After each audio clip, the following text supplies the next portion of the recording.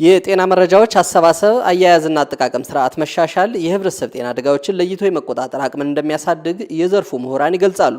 ከአሁን በፊት የጤናና ጤና ነክ መረጃዎች ማዕከል ባለመኖሩ ለብዙ ወጪና እንግልት የሚዳርጉ አሰራሮች ይስተዋሉ ነበር። ከችግሩ በመነሳት የኢትዮጵያ ህብረተሰብ ጤና ኢንስቲትዩት በሀገር አቀፍ ደረጃ ብሔራዊ የጤናና ጤና ነክ መረጃዎች አስተዳደርና ትንተና ማዕከልን እስከ ክልሎች በማቋቋም ባለፉት ዓመታት ለተመራማሪዎችና የጤና ፖሊሲ አውጪዎች በሚሆን መንገድ መረጃዎች እየተሰባሰቡና ትንተናዎች እየተሰሩ ይገኛል። ከዚህ በፊት የነበረው ዋነኛ የናሽናል ዳታ ማኔጅመንት ኤንድ አናሊሲስ ሴንተር እንዲመሰረት ያስፈለገበት አንደኛው ምክንያት ከዚህ በፊት የሚሰሩ የተለያዩ ጤናና ጤና ነክ መረጃዎች በአንድ ቦታ ተደራጅተው አለመቀመጥና ፍራግመንትድ በሆነ ሲስተም ውስጥ መሆናቸው ያሉትን መረጃዎች ወደ አንድ አምጥቶ ለበሽታ መቆጣጠርና መከላከል ግብዓት እንዲውሉ ለማድረግ እንዲያስችል ታስቦ የተደራጀ ክፍል ነው።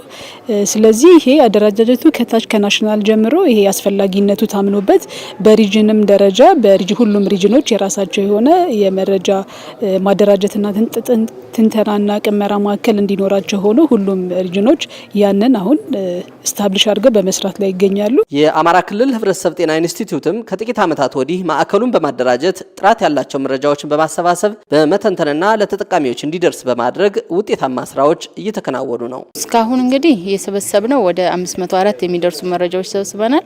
እንግዲህ መረጃዎችን ከሰበሰብን በኋላ የጥራት መፈተሻ ክራይቴሪያ ያለን ያን ክራይቴሪያውን ያለፉትን ወደ 180 የሚደርሱ መረጃዎች በይነመረብ ላይ አሁን ማንኛውም ማህበረሰብ በሊንኩ ገብቶ ማግኘት እንችል እዛ ሪፖዚተሪ ላይ ያስቀምጠናል። መረጃ ስንቀበልም ሲስተም አልምተን በዛ ሲስተም ነው።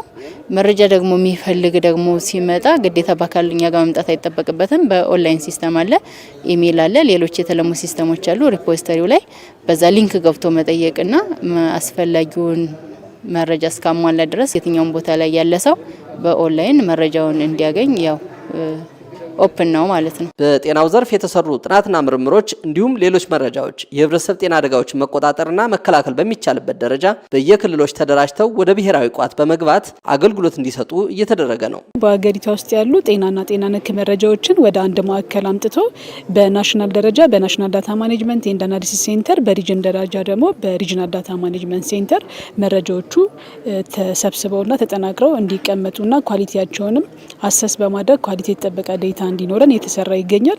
የተሰበሰቡትን መረጃዎች ደግሞ ለፕላኒንግ፣ ለሞኒተሪንግ እና ደግሞ ለተለያዩ ዲሲሽን ለመጠቀም እነሱን በመተንተንና በማጠናቀርና በመተንተን ለጤና ስራ ግብዓት እንዲውሉ የተሰራ ይገኛል ማለት ነው።